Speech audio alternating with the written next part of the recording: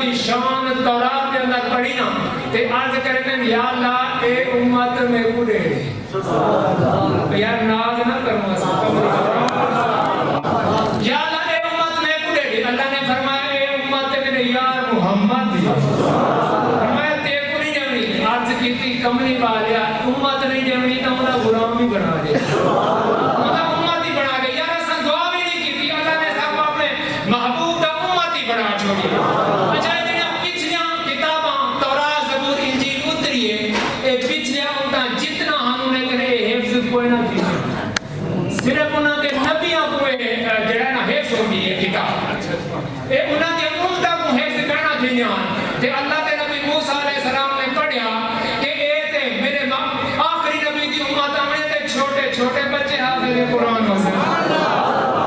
مجھے تے بولو ذرا سبحان اللہ چھوٹے بچے حافظ قرآن ہو سے تے آج کسی یاد آئے امت میں پورے نے فرمایا نانا ہے میرے یار محمد دی امت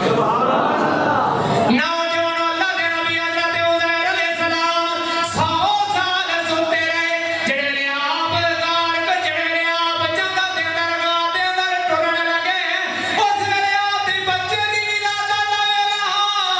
اللہ دے نبی حضرت عزیر علیہ السلام 100 سال جڑے ویلے جنگل دے اندر سوتے رہے جڑے ویلے آپ واپس گھر آئے تے آپ دا پتر وڈیرا ہو گیا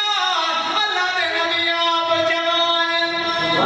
اچھا 100 سال سوتے رہ گئے نا 100 سال دے بعد جڑے اللہ نے ملا زندہ کیتا واپس آئے ہن آپ جوان تے آپ دا پتر وڈیرا آپ نے فرمایا میں اللہ دا نبی عزیر علیہ السلام ہوں نے کہا اگر تو اللہ دا نبی عزیر علیہ السلام ہی وہ کو تورات زبانی ہوندی تو سنا